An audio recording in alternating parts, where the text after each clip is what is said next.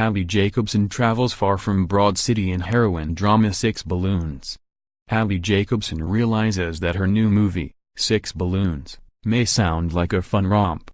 "I'm kind of nervous that people will be thinking it's a comedy and they will be thrown," she says about the film, in which she stars opposite Dave Franco, another actor primarily known for lighthearted work, but Jacobson displays none of the Abbi Abrams' yes, queen clowning viewers have come to expect from the Broad City star in 6 Balloons.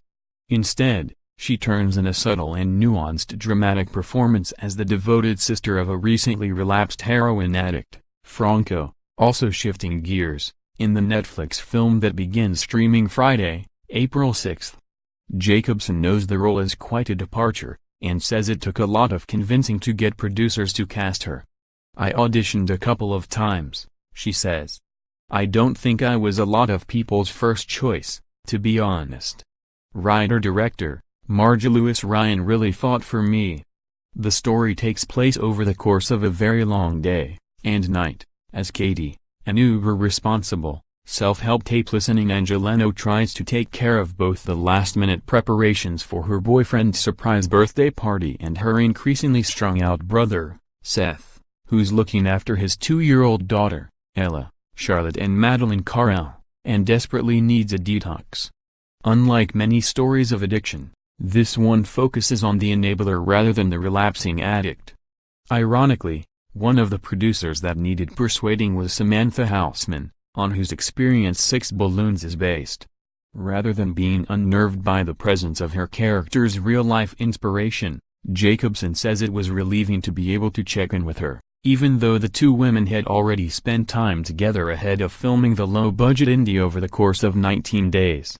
Katie has all this anger and frustration and disappointment because she and Seth have been there before, numerous times, Jacobson says.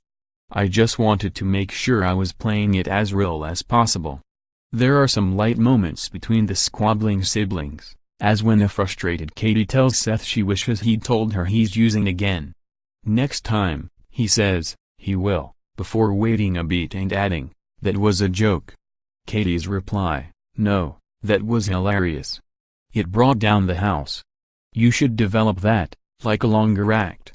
Later, their banter becomes scathing as Katie drives around LA looking for a rehab facility, and ultimately, a fix for her brother.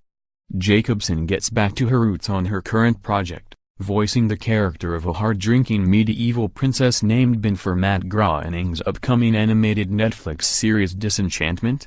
She has a tumultuous relationship with her dad, Jacobson says, explaining why the royal with an elfin sidekick, Nat Faxon, and a personal demon, Eric Andre, is constantly tipsy. That's more than she can divulge about the already filmed challenge that she and her Broad City co-star Ilana Glazer judged for an upcoming episode of RuPaul's Drag Race. "It's pretty much under lock and key over there," she says when asked which queen had to sashay away.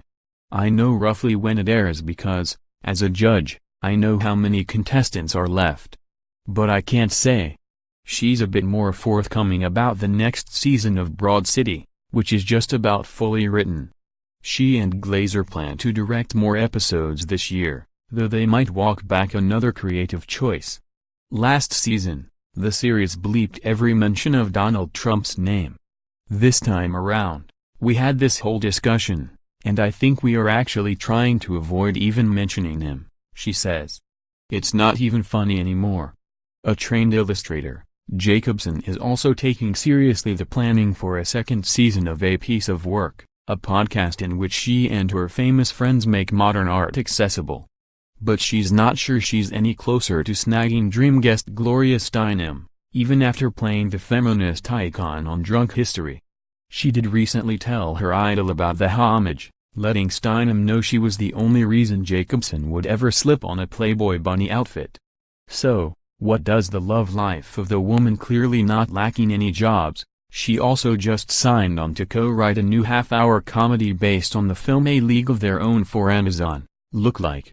Though she's busy, Jacobson adds that she's open to meeting some